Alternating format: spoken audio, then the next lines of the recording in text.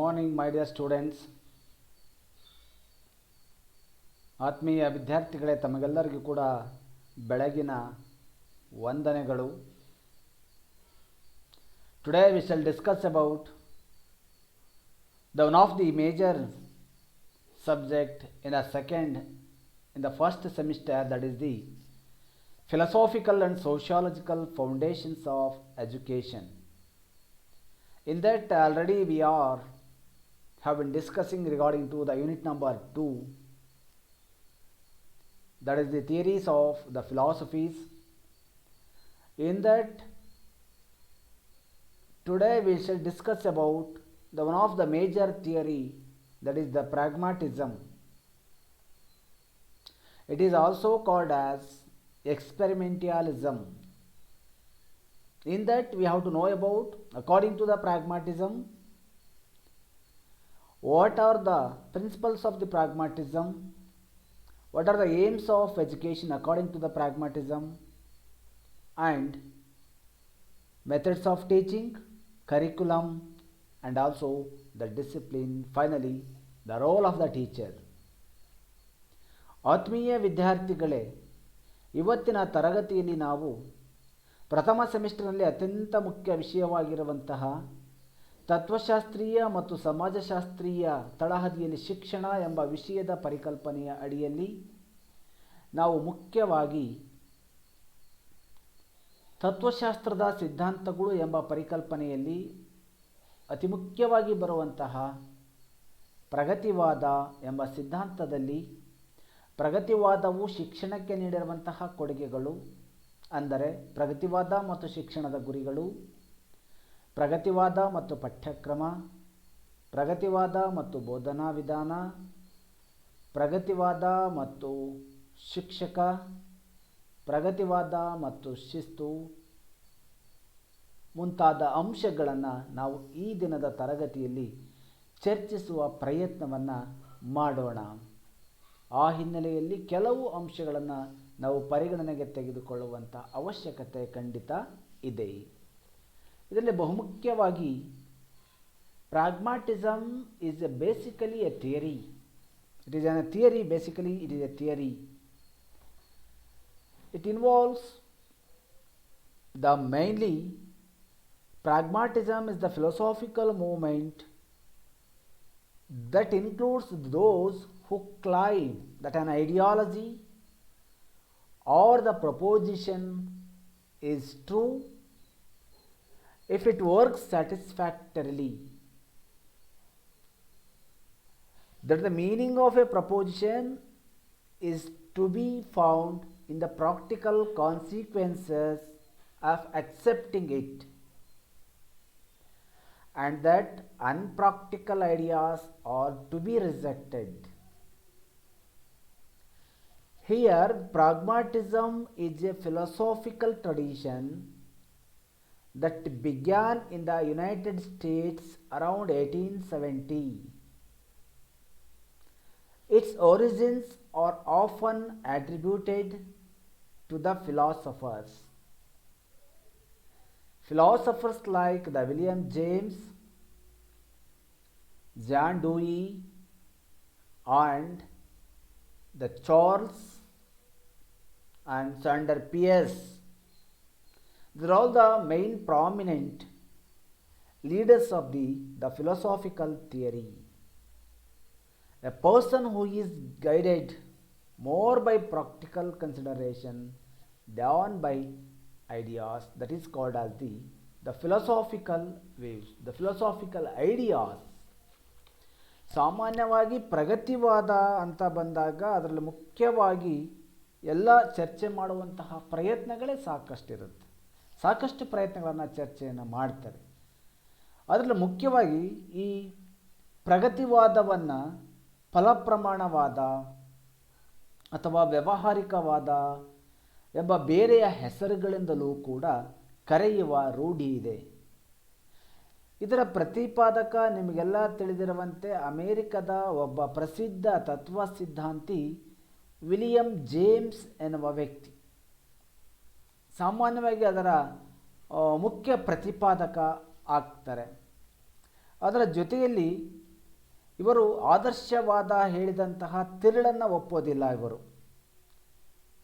ಅಂದರೆ ಈ ಆತ್ಮ, ಪರಮಾತ್ಮ, ಮೌಲ್ಯಗಳು, ದೇವರು, ಈ ನಂಬಿಕೆ ಇವುಗಳನ್ನೆಲ್ಲ ತಿರಸ್ಕರಿಸಿ ತಮ್ಮದೇ ಆಗಿರುವಂಥ ಒಂದು ವಾದವನ್ನು ಅವರು ಮಂಡನೆ ಮಾಡ್ತಾರೆ. ಆ ಹಿನ್ನೆಲೆಯಲ್ಲಿ ಇವತ್ತು ಅಷ್ಟೂ ಅಂಶಗಳು ಕೂಡ ಭಾಳಷ್ಟು ಪ್ರಸ್ತುತವಾದಂಥವುಗಳು.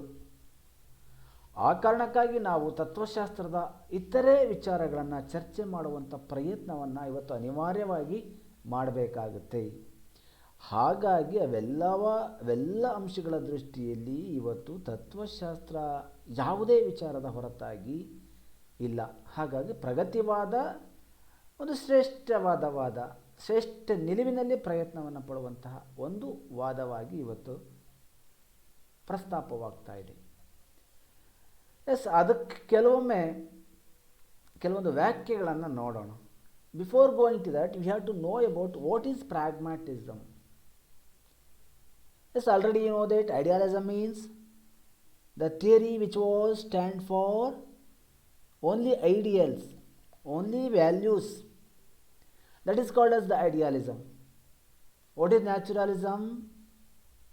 The theory which was only stand for on the basis of the nature, the material aspect. It is called as the naturalism. Then what is the pragmatism means? Pragmatism means thinking of or the problems in a practical way rather than by using theory of abstract principles.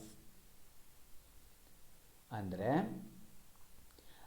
ನಿಜವಾದ ಅರ್ಥದ ರೀತಿಯಲ್ಲಿ ವ್ಯವಹರಿಸೋದು ಅಂತ, ವ್ಯವಹರಿಸುವಂಥ ಪ್ರಯತ್ನ, ಸಮಸ್ಯೆಗಳನ್ನು ಬಗೆಹರಿಸುವಂಥ ಒಂದು ಪ್ರಯತ್ನ, ಅದನ್ನು ನಾವು ಪ್ರಾಗ್ಮಾಟಿಸಮ್ ಎಂಬ ದೃಷ್ಟಿಯಲ್ಲಿ ಕರೆಯುವಂಥ ಪ್ರಯತ್ನವನ್ನು ಮಾಡ್ತೇವೆ. ನಾವು ಹಿಂದಿನ ತರಗತಿಯಲ್ಲಿ 2 ಸಿದ್ಧಾಂತಗಳನ್ನು ಗಮನಿಸ್ಕೊಂಡ್ವಿ. ಆದರ್ಶವಾದ ಏನು ಹೇಳ್ತು? ಯಾವ ಸಿದ್ಧಾಂತವು ಸಿದ್ಧಾಂತಗಳ ಮೌಲ್ಯಗಳ ಆಧಾರದ ಮೇಲೆ ನಿಂತಿರುತ್ತೋ ಅದನ್ನು ಆದರ್ಶವಾದ ಎಂದು ಕರೆಯುವರು. ಯಾವ ಸಿದ್ಧಾಂತವು ನಿಸರ್ಗದ ನೆಲೆಯ ಮೇಲೆ, ನಿಜವಾದ ವಸ್ತುಗಳ ಅಸ್ತಿತ್ವದ ಮೇಲೆ ನಿಂತಿರುತ್ತದೆಯೋ ಅದನ್ನು ನಿಸರ್ಗವಾದ ಎಂದು ಕರೆಯುತ್ತಾರೆ. ಇಲ್ಲಿ ಪ್ರಗತಿವಾದವೆಂದರೆ ಯಾವ ಸಿದ್ಧಾಂತವು ನಿಜವಾದ ನೈತಿಕ ನೆಲೆಗಟ್ಟಿನಲ್ಲಿ ಸಮಸ್ಯೆಗಳನ್ನು ಬಗೆಹರಿಸಲು ಪ್ರಯತ್ನಿಸುತ್ತೋ ಆ ಸಿದ್ಧಾಂತವನ್ನು ಪ್ರಗತಿವಾದ ಎಂದು ಕರೆಯುತ್ತಾರೆ. ಅರ್ಥ ಆಯ್ತಲ್ಲ? Okay, let us see some definitions regarding to the pragmatism. According to G.B. Pratt, he was the philosopher or educationist. According to him, what is the meaning of pragmatism? Pragmatism offers us a theory of meaning, a theory of truth, theory of knowledge, and a theory of reality. G.B. Pratt. ಇವರ ಪ್ರಕಾರ ಪ್ರಗತಿವಾದ ಸಿದ್ಧಾಂತಗಳ ವಾದ ಆಗಿದೆ. ಅಂದರೆ ಸತ್ಯದ ಸಿದ್ಧಾಂತ, ಜ್ಞಾನದ ಸಿದ್ಧಾಂತ ಮತ್ತು ನೈಜತೆಯ ಸಿದ್ಧಾಂತವಾಗಿದೆ. ಎಷ್ಟು ಚೆನ್ನಾಗಿದೆ ನೋಡಿ ವ್ಯಾಖ್ಯೆ. William G.B. ಪ್ರೆಟ್ ಹೇಳುವಂಥ ವ್ಯಾಖ್ಯೆ. ಪ್ರಗತಿವಾದವು ಸಾಮಾನ್ಯವಾಗಿ ಅರ್ಥದ ಸಿದ್ಧಾಂತ, ಸತ್ಯದ ಸಿದ್ಧಾಂತ, ಜ್ಞಾನದ ಸಿದ್ಧಾಂತ ಮತ್ತು ನಿಜವಾದ ನೈಜತೆಯ ಸಿದ್ಧಾಂತ. ಓಕೆ, ಎರಡನೇ ಡೆಫಿನಿಷನ್ ಕೂಡ ಗಮನಿಸೋದು ಭಾಳಷ್ಟು ಒಳ್ಳೆಯದು ಅಂತ ನನ್ನ ಭಾವನೆ. Pragmatism is a temper of mind, an attitude.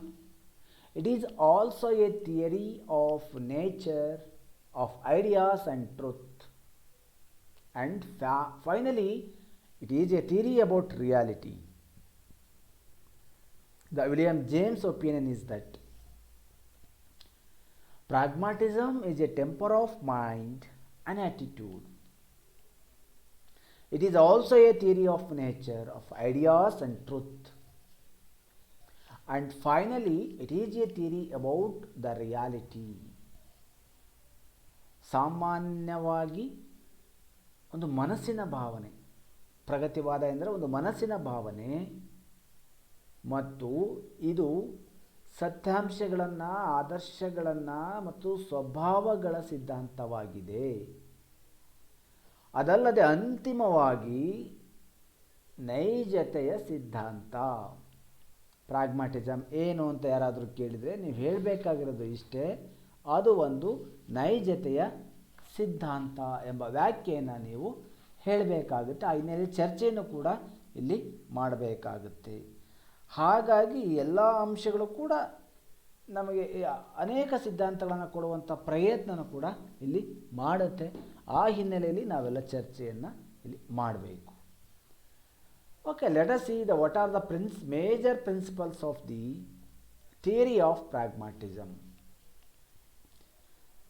S, ಹಾಗಾದರೆ ಈಗ ನಾವು ಇಲ್ಲಿವರೆಗೆ ಅದರ ಅರ್ಥವನ್ನು, ವ್ಯಾಖ್ಯೆಗಳನ್ನು ತಿಳಿದುಕೊಂಡ್ವಿ. ಪ್ರಾಗ್ಮ್ಯಾಟಿಸಮ್ ಅಂದರೆ ಏನು ಮತ್ತು ಅದರ ಪ್ರತಿಪಾದಕರು ಯಾರು. ಇದರ ಮುಖ್ಯ ಪ್ರತಿಪಾದಕರು ಯಾರು? ಅಮೇರಿಕಾದ ಒಬ್ಬ ತತ್ವ ಸಿದ್ಧಾಂತಿ ವಿಲಿಯಂ ಜೇಮ್ಸ್ ಎನ್ನುವಂಥ ಒಬ್ಬ ವ್ಯಕ್ತಿ. ಎಸ್, ಮೊದಲನೇದಾಗಿ ನೋಡೋಣ ಏನು principles.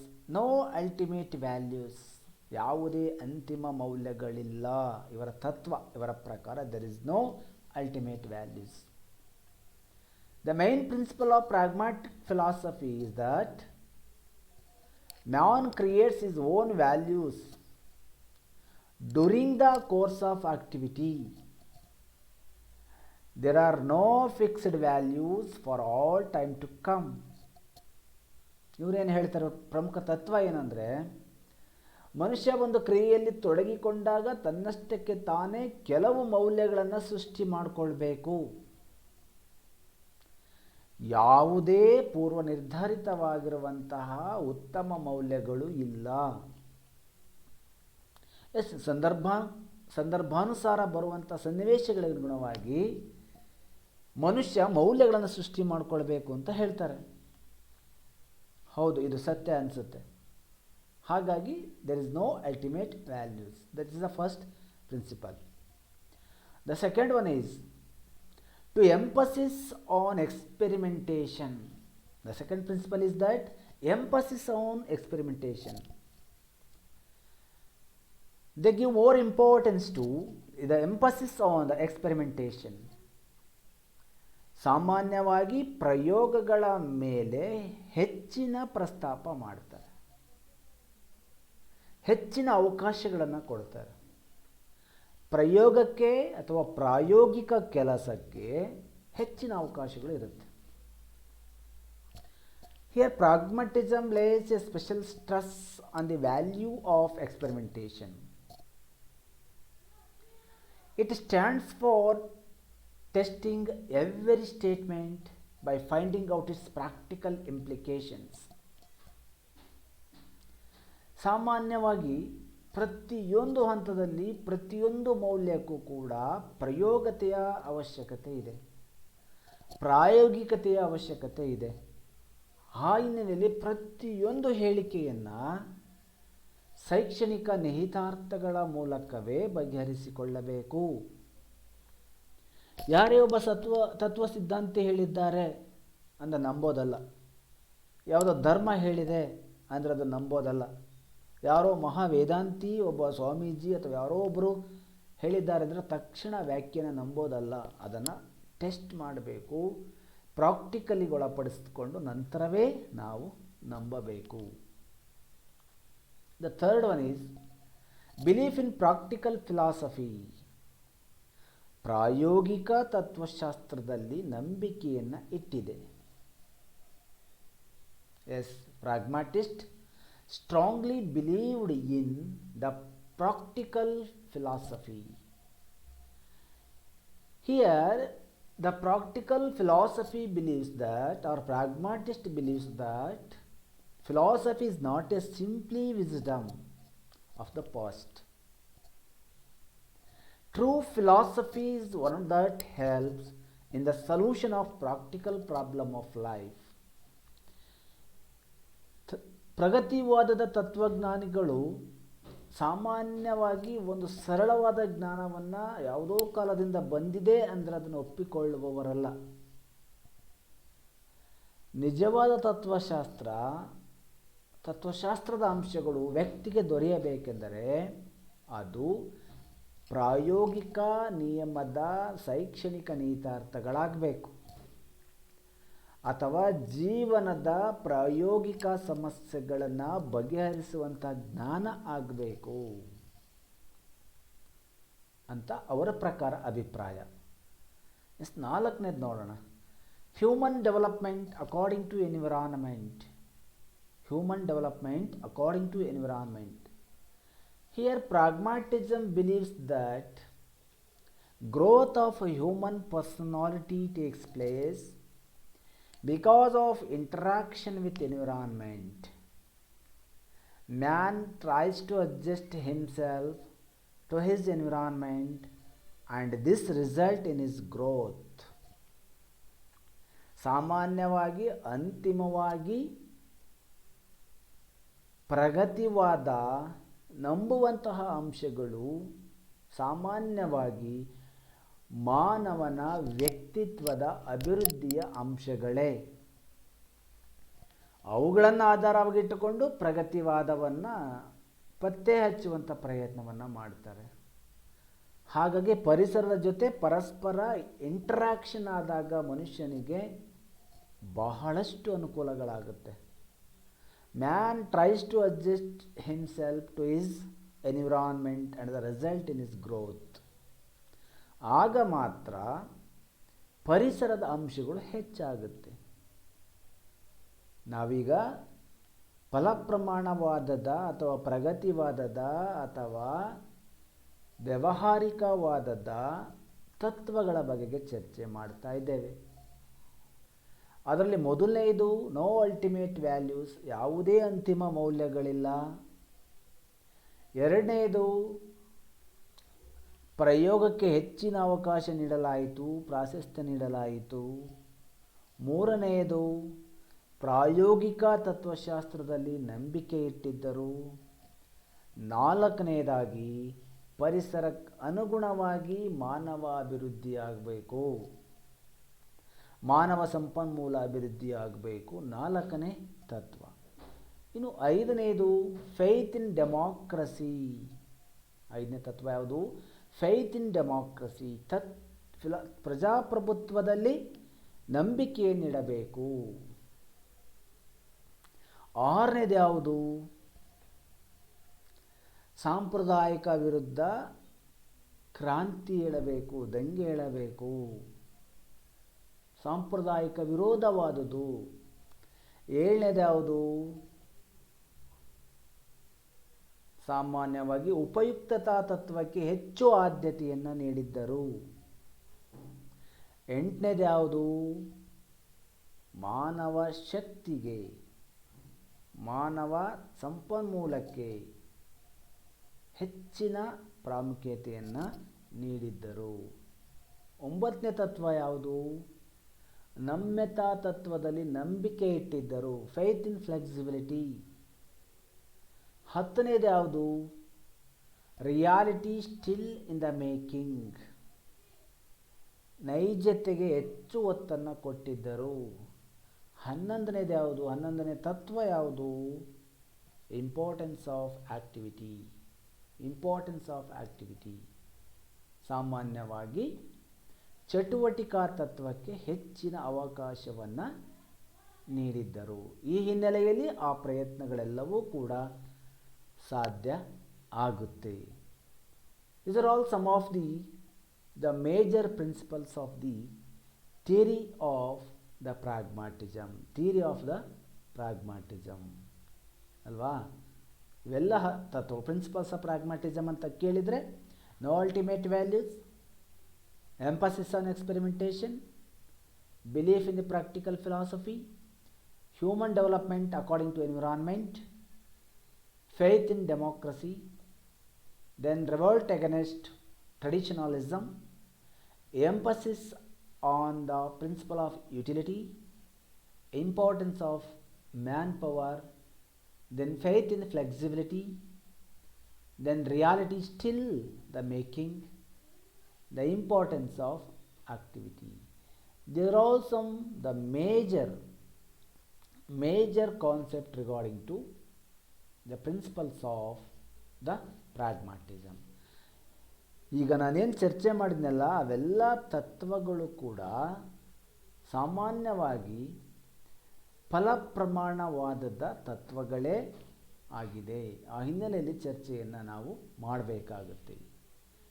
Okay, let us C move towards another important concept in the pragmatism theory, that is the aims of education according to pragmatism. What are the aims of education according to the pragmatism theory? ನಾವು ಮತ್ತೊಂದು ಮುಖ್ಯ ಅಂಶದತ್ತ ನಮ್ಮ ಗಮನವನ್ನು ಕೇಂದ್ರೀಕರಿಸೋಣ. ಅದು ಯಾವುದೆಂದರೆ ಫಲಪ್ರಮಾಣವಾದ ಅಥವಾ ಪ್ರಗತಿವಾದ ಅಥವಾ ಪ್ರಾಯೋಗಿಕವಾದ ಅಥವಾ ವ್ಯಾವಹಾರಿಕವಾದ ಇವೆಲ್ಲ ಒಂದೇನೆ. ಇವುಗಳ ಪ್ರಕಾರ ಶಿಕ್ಷಣದ ಗುರಿಗಳು ಯಾವುದಿದೆ, ಯಾವ ರೀತಿಯ ಶಿಕ್ಷಣದ ಗುರಿಗಳನ್ನು ಇಟ್ಕೊಂಡಿದೆ, ಒಂದೊಂದಾಗಿ ಅದನ್ನು ಚರ್ಚೆ ಮಾಡುವಂಥ ಪ್ರಯತ್ನ ಮಾಡೋದಕ್ಕಿಂತ ಮುಂಚೆ ಮೊದಲನೇದಾಗಿ ಯಾವ್ಯಾವಿದೆ ಅಂತ ನೋಡ್ಕೊಂಬಿಡೋಣ. ಕ್ರಿಯೇಷನ್ ಆಫ್ ನ್ಯೂ ವ್ಯಾಲ್ಯೂಸ್, ಹೊಸ ಮೌಲ್ಯಗಳನ್ನು ಹುಟ್ಟು ಹಾಕೋದು, ಸೃಷ್ಟಿ ಮಾಡೋದು ಮೊದಲನೇದು. The second one is activity and experience. The second aim of education according to pragmatism is activity and experience. ಚಟುವಟಿಕೆ ಮತ್ತು ಅನುಭವವನ್ನು ನೀಡುವುದು ಎರಡನೇ ಗುರಿಯಾಗಿ ನಾವು ಅದನ್ನು ಆಯ್ಕೆ ಮಾಡಿಕೊಳ್ತೀವಿ. Third one is personal and social adjustment, ವೈಯಕ್ತಿಕ ಮತ್ತು ಸಾಮಾಜಿಕ ಹೊಂದಾಣಿಕೆ ಮಾಡಿಕೊಳ್ಳೋದು, ವೈಯಕ್ತಿಕ ಮತ್ತು ಸಾಮಾಜಿಕ ಹೊಂದಾಣಿಕೆ ಮಾಡಿಕೊಳ್ಳುವುದು.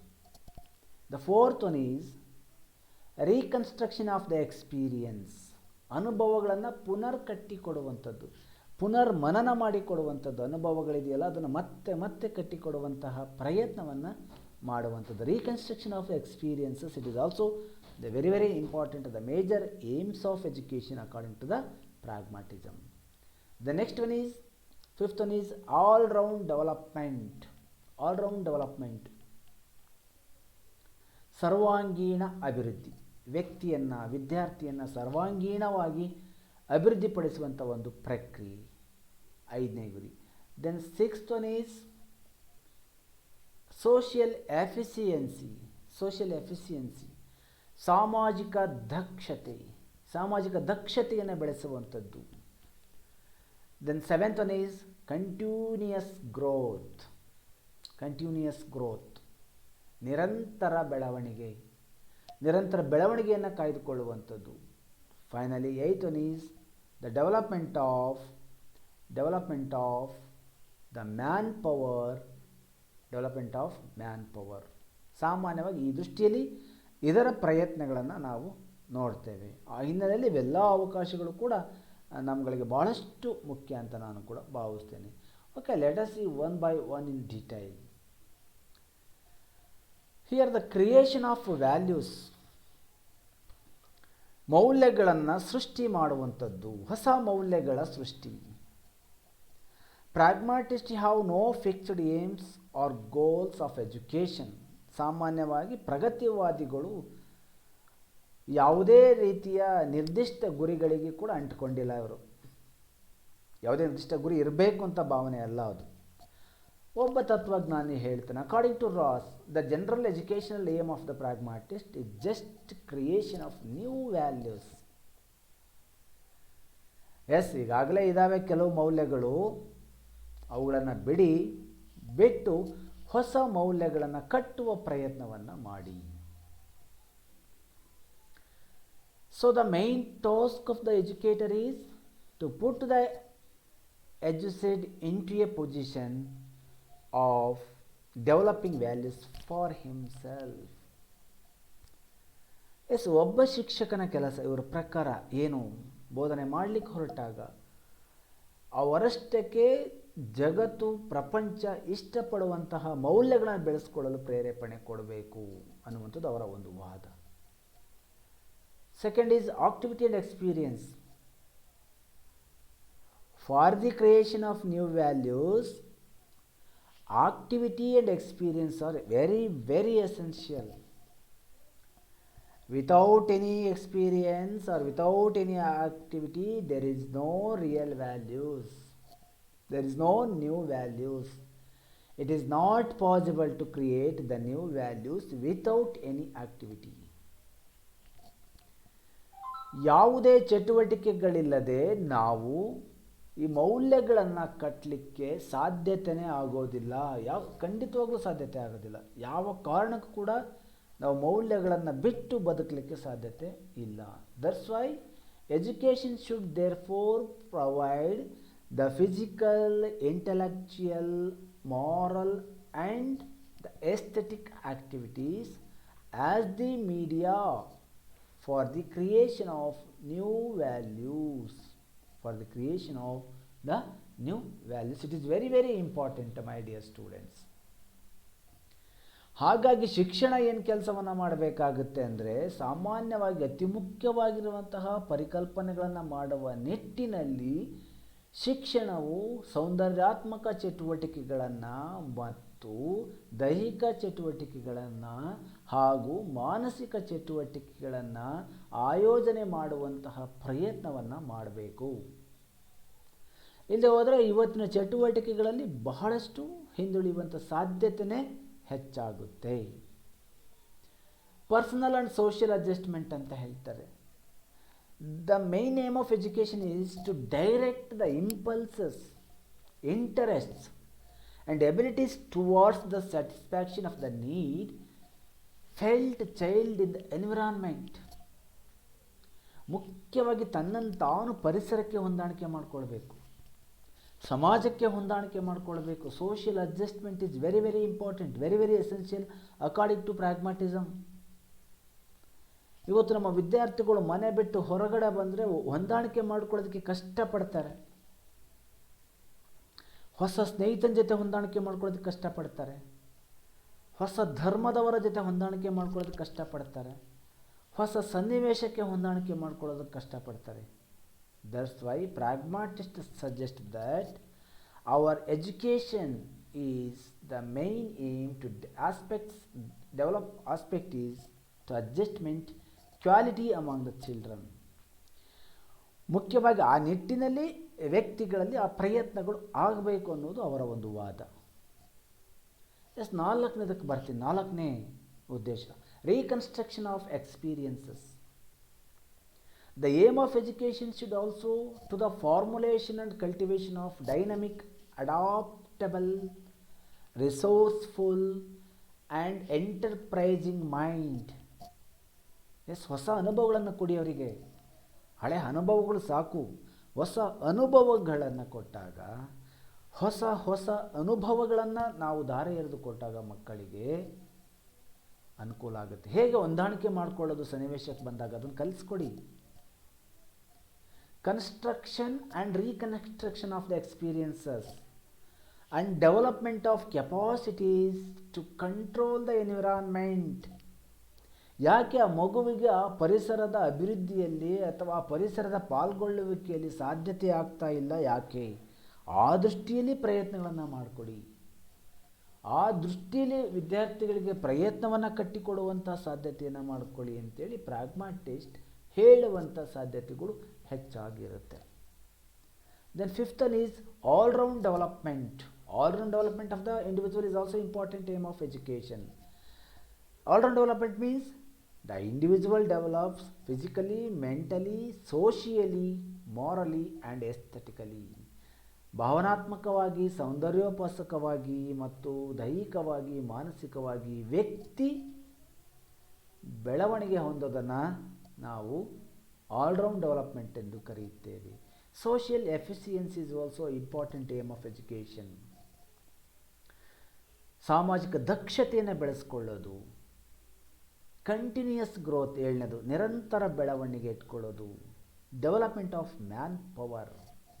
Pragmatism attaches the great importance to the power of man. By virtue of this power, a man can create an environment useful, beneficial and conducive. ಸಾಮಾನ್ಯವಾಗಿ ಇವೆಲ್ಲ ಸಿದ್ಧಾಂತಗಳು ಕೂಡ ಬಹಳಷ್ಟು ಮುಖ್ಯವಾದಂತಹ ಅಂಶಗಳೇ. ಇವೆಲ್ಲವೂ ಕೂಡ ಪ್ರಗತಿವಾದ ನೀಡಿರುವಂತಹ ಶಿಕ್ಷಣದ ಗುರಿಗಳು. These are all aims of education according to the theory of the pragmatism. Okay, my dear students, this is all about the concept regarding to the theory of the pragmatism. Theory of pragmatism. In that, today we have discussed about the main concept in the unit number 2, that is the pragmatism, that is the meaning of pragmatism, the principles of the pragmatism, and also aims of education according to pragmatism.